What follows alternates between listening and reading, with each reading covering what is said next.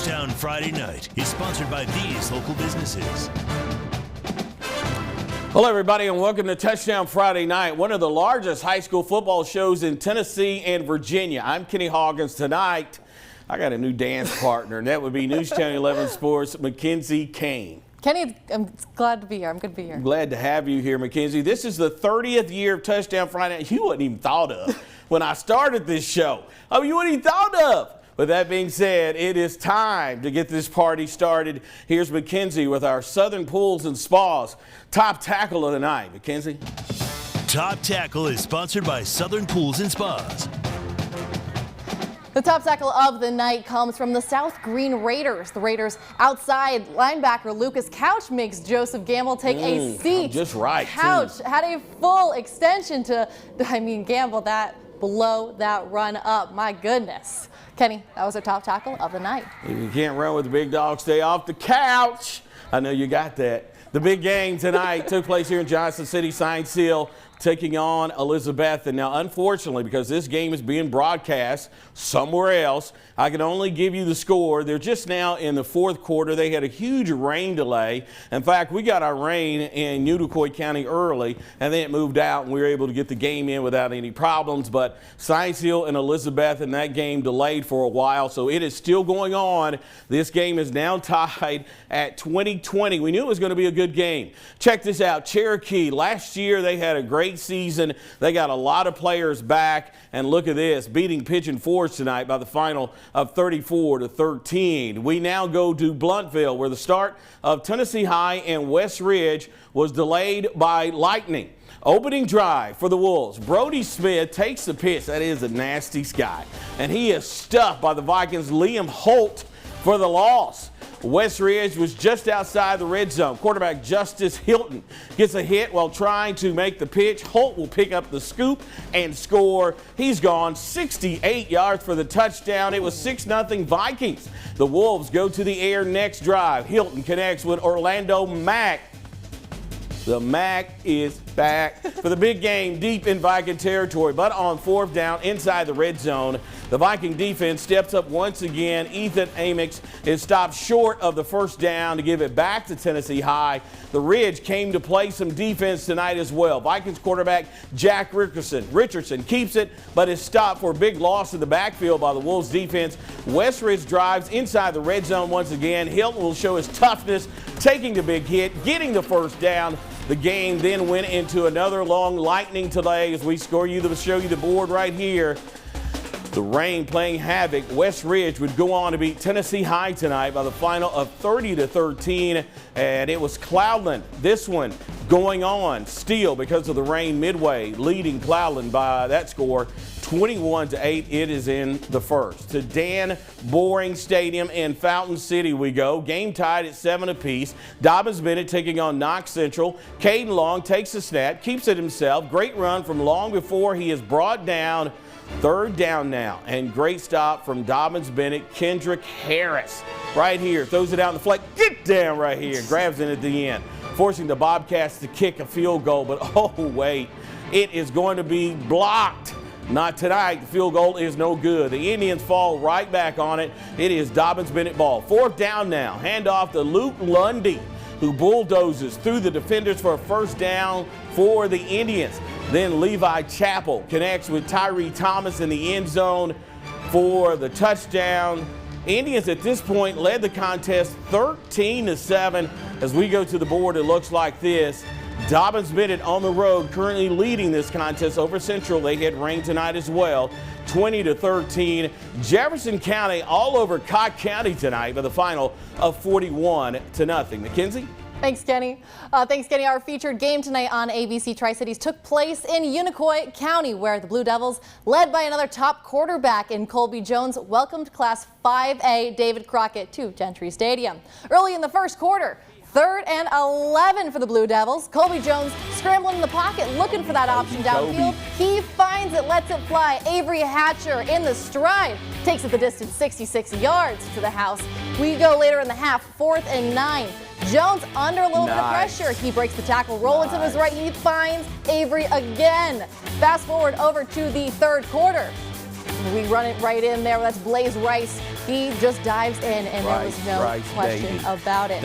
Over in the Pioneers, their run in the game is doing just as well. Keep those legs churning. They fall for another touchdown there. Sam Casey, he's creating that rumble, going to the end zone. That's 6 for them. I felt like overall we played well, and we'll take that effort every week. So, but proud of our guys. Thought we had some guys really step up, and thought it was a great effort. And there was a lot of anticipation coming up into this game. So I think looking at them being such a much bigger school, and then it's just a team we haven't played in 11 years now. So it's just a huge win overall for us. Feels good. We came out there and did what we were supposed to. Other than the cramps, got to drink some more pickle juice, Just the chemistry that we have with each other, and just how we're all friends. We've all been around each other forever, and just everything we do is with each other. So we spent a lot of time together in the off season and the season. Can never get enough of that pickle juice, right?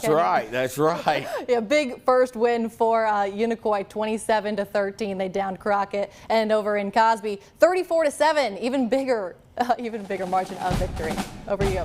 That is 4 down, but still 6 more to go as we check in on Daniel Boone versus Volunteer in North Green, facing Chucky Doak, to name a few. But first here, the Elizabethan Marching Band to help us take a little bit of a break.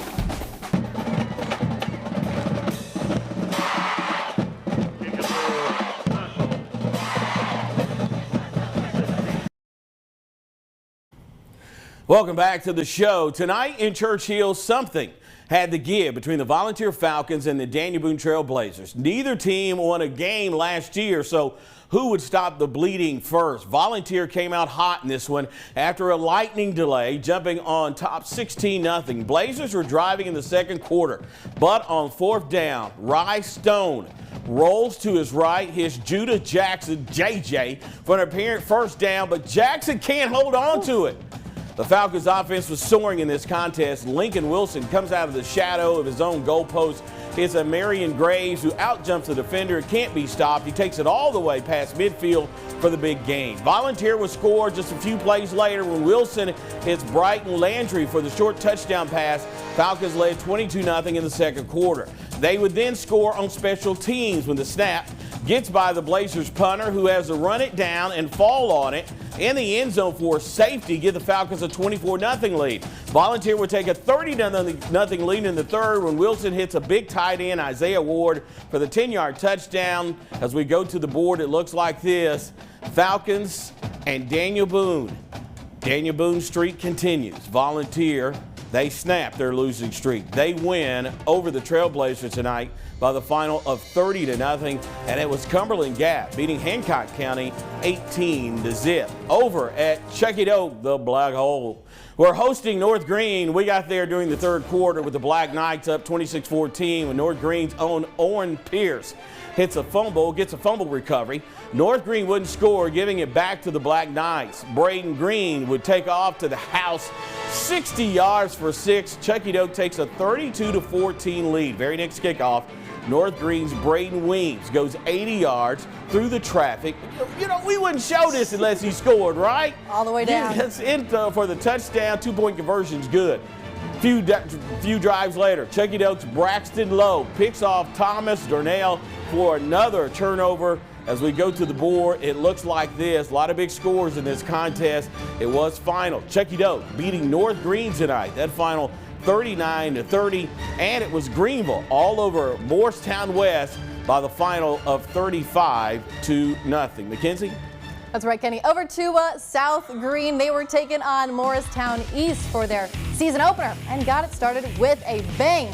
Lightning delay pushed the game back just a few minutes, but what all the electricity they needed was the Raiders linebacker Jaden Estep. He gets his first pick of the season and takes it all the way back to the house, 7-0, South Green. And after that big play, Estep followed it up with another interception off the bobbled pass, setting up South Green in that scoring position. Raiders quarterback Nash Ryder, he spins his way into the end zone for 6. Raiders up 14-0 now. Morristown was not backing down, though, getting a huge score from Josiah Valentine. Passes to Breeden Johnsonic. Now 14-6. Then Morristown's Valentine responds with love. another with love, dropping a dime to Brett Smith. They would get the 2-point conversion to make it 14-all. Final score of this one now. Let's see it. South Green 22, Morristown East 26. What a comeback. And then we'll look it over at Johnson County 26. They down Sullivan East 21. Quick mark fast play of the night. Virginia High on the road against Richlands. Fourth quarter now. Bearcats Graham hits Davey Woolen on the slant, and he does the rest. 76 yards to the house for that touchdown. That is 7 down, but still 3 more to go as we check in on the only game in the Southwest Virginia between Virginia High and Richlands. But first, here are the Utica Ranger cheerleaders to help us take a little bit of a break.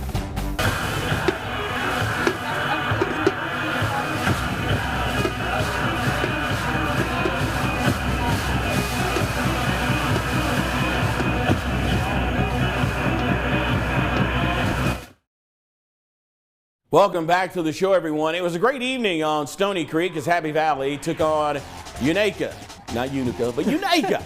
The Warriors would get the party. Listen, I've heard it That's worse. on me. That's on me. You would get the party started. Keelan Relaford takes a handoff up the middle, shakes off the defender, and sprints into the end zone. That made it 6-0 Happy Valley. On the kickoff, Unica would fumble the kick. Lane Parker was right there to scoop it up for the Warriors. On the very next play, Gabe McDonald takes the snap, looks deep downfield, finds Ron Paul Parker. You gotta watch some 3-name guys. So a nice catch and a touchdown to make it 13-0 Happy Valley. Warriors then turned up the heat on defense. Lane Parker gets a big sack on the Ranger quarterback. And then McDougal called his own number on the quarterback keeper, and he scampers around the entire Unica defense for the score to make it 20-0 as we go to the board. It looks like this. Happy Valley rolls over Unica tonight by the final of 61-0, and Carter beating Northview Academy by the final of 57-19. It was already 22-13 Hampton in the second quarter. Then on the kickoff, Brock Shelby looks upfield, breaks a tackle, and he got some great blocking. He weaves his way downfield and turns on the Jets as he outsprints everyone for the long kick return and the touchdown. Remember, they're playing in Happy Valley because of their field situation. Then Hampton's Jaden Coons became a one-man wrecking crew on defense as he buries the Avery running back in the backfield for the loss.